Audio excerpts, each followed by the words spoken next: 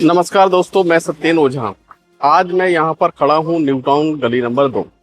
Meeting में एक मुद्दा उठा था कि न्यू टाउन के पूरे एरिया में दूषित पानी आ रहा है, सीवरेज पानी का पानी मिक्स होकर आ रहा है और ये समस्या बहुत ज्यादा बढ़ी। तो न्यू टाउन गली नंबर 1 के एक व्यापारी ने शिकायत डीसी से की। डीसी पिछले 2 दिनों से एक एक्सीएन को लगातार निर्देश दे रहे हैं कि वो समस्या का जल्द से जल्द निस्तारण कर दें, लेकिन नगर निगम के वो एक्सीएन जिनके पास में पब्लिक हेल्थ की जिम्मेदारी है, डीसी के आदेशों की उनको कोई परवाह नहीं हुई। 2 दिन के बाद में आज नगर निगम से जेई तमन्ना का फोन एक शिकायतकर्ता के पास आया, उस बिजनेसमैन की शिकायतकर्ता के पास आया जिन्होंने डीसी से शिकायत की। और उसके बाद निगम की टीम ने दोपहर 11 बजे आके कई कनेक्शन यहाँ काट दिए। आपको वो एक दृश्य मैं दिखाता हूँ। ये न्यू टाउन गली नंबर 2 थापर गली में का ये दृश्य आप देखिएगा।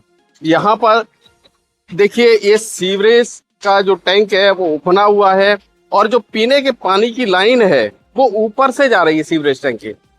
अब नगर निगम, चूंकि यहाँ पर न तो कोई एक्सीएन आया, न कोई एसडीओ आया, न कोई जेई आया, छोटे छोटे कर्मचारी आए जिन्होंने सीवरेज की सफाई की और जो देखा उन्होंने, क्योंकि उनके लेवल पर जितना सोच उनका था उन्होंने उस पर धड़ाधड़ कार्रवाई की। अब उनके नजर में ये जो सीवरेज लाइन के ऊपर जो पाइप जा रहा है ये गलती कनेक्शन लेने वाले की है, क्योंकि सीवरेज के ऊपर जो पाइप है वो गल गया है। संभावना है कि यहां से दूषित पानी, सीवरेज का पानी पीने के पानी में जा रहा हो। अब एक सवाल मेरी तरफ से है, ये जो पाइप है वो सीवरेज टैंक से काफी ऊपर है। आप खुद देख सकते हो, यहाँ पे सीवरेज टैंक से ऊपर है। अब पाइप जो गला है, जो प्लास्टिक का पाइप है, लेकिन एक अंदर से देख सकते हो आप लोहे का पाइप है, वो गल गया है। बात सही है बिल्कुल कि वो गल गया है, हो सकता है दूषित पानी इसके अंदर से गुजर रहा।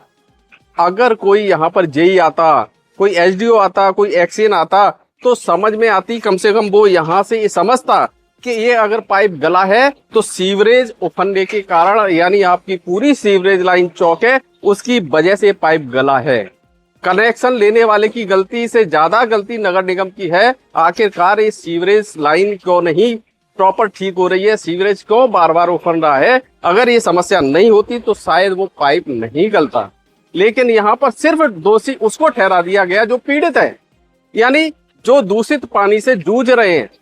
एक दिन से नहीं, पिछले कम से कम 10-12 दिनों से। और पिछली हाउस की बैठक शायद वो 12 अगस्त को हुई थी। उस बैठक में क्षेत्रीय पार्षद वार्ड 38 की पार्षद कांग्रेस नेता डिंपल अरोड़ा ने मुद्दा उठाया था। उनके घर में खुद सीवरेज मिक्स होकर पानी आ रहा था और उन्होंने वो बोतल में पानी भरकर नगर निगम में दिखाया था कि इस पानी को मैं अपने पालतू कुत्ते को भी नहीं पिला सकती हूँ, जो नगर न्यू टाउन के लोग पीने को मजबूर है या घर के दूसरे कामों में यूज करने को मजबूर है। लेकिन कोई फर्क नहीं पड़ा। अब मैं दिखाता हूँ दूसरा दृश्य, नगर निगम के अधिकारियों की कार्रवाई। जिस दिन हाउस में ये मुद्दा उठा था उस दिन विधायक डॉक्टर अमनदीप अरोड़ा ने एक्सीएन पब्लिक हेल्थ से पूछा था कि आखिरकार ये समस्या क्यों नहीं हल हो पा रही है, ये दूषित पानी लोगों के घरों में आ रहा है, उसकी वजह क्या है। तो उन्होंने अपना सारा जो जिम्मेदारी है वो अपने छोटे कर्मचारियों पर डालते हुए कहा कि जब जब मैं कर्मचारियों से कहता हूँ 11 बजे से पहले वो नगर निगम से नहीं निकलते। इस बात पर एमएलए ने नगर निगम के उस एक्सीएन पर जमकर फटकार लगाई। उन्होंने सवाल किया, नगर निगम के सीवरेज डिपार्टमेंट के कर्मचारी अगर 11 बजे से पहले नहीं निकलते हैं तो क्या ये जिम्मेदारी किसी काउंसलर की है या ये जिम्मेदारी एक्सीएन की है? उसका कोई जवाब उनके पास नहीं आया।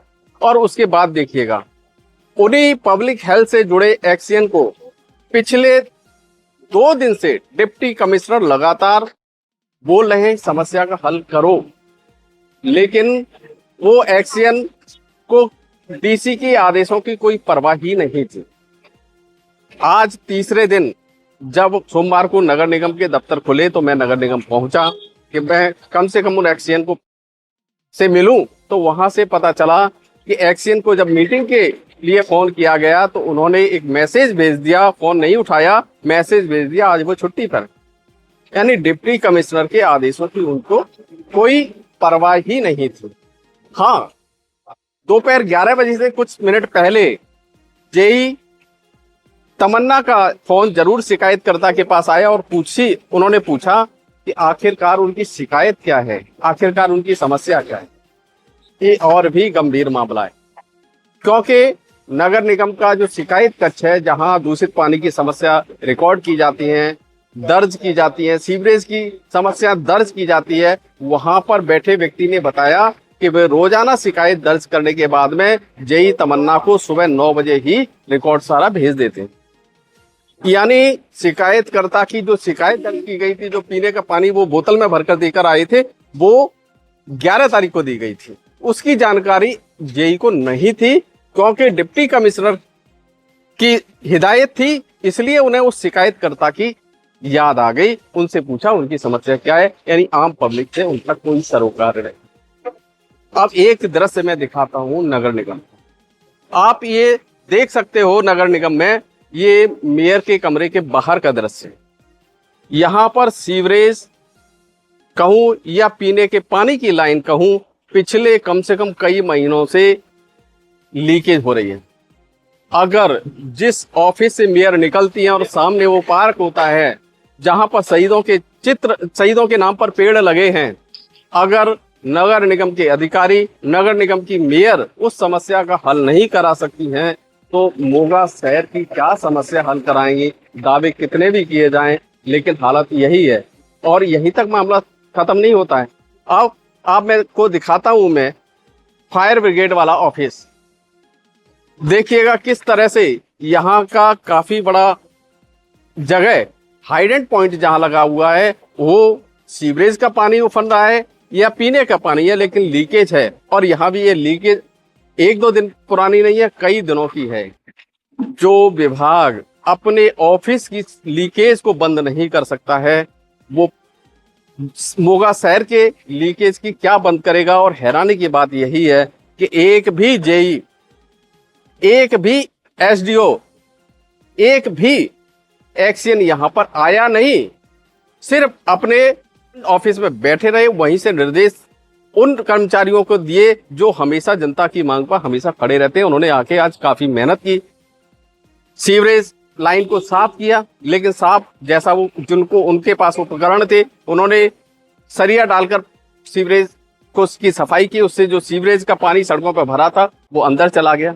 यानी जो मलबा था सीवरेज लाइन का वो उसी में रहा, लेकिन कुछ समय के लिए वो सीवरेज लाइन साफ हो गई तो पानी एक बार वो हो गया। काश अगर कोई जेई, कोई एसडीओ, कोई अधिकारी आता तो वो समस्या को समझता और उसको हल करता। कर्मचारियों के बस में जितना था उन्होंने कर दिया। कितनी हैरानी की बात है, जो 1.5 पौने 2 लाख रुपए लेते हैं, एसी ऑफिस से बाहर नहीं निकलते हैं, उन्हें मोगा शहर के लोगों की कोई परवाह नहीं। ऐसे अधिकारियों को अगर कोई राजनीतिक संरक्षण दे रहा है तो उनके लिए भी ये खबर अच्छी नहीं है, क्योंकि ऐसे अधिकारी पब्लिक में आपकी इमेज को भी खराब कर रहे हैं। ऐसे अधिकारियों को चिन्हित किया जाना चाहिए, उनके खिलाफ कार्रवाई होनी चाहिए, अन्यथा ये समस्या आज इतनी है और जब आपकी शिकायत लोगों की पहुंचने लगी तो उन्हीं को, लोगों को ही दोषी बनाकर आप साफ देख सकते हो।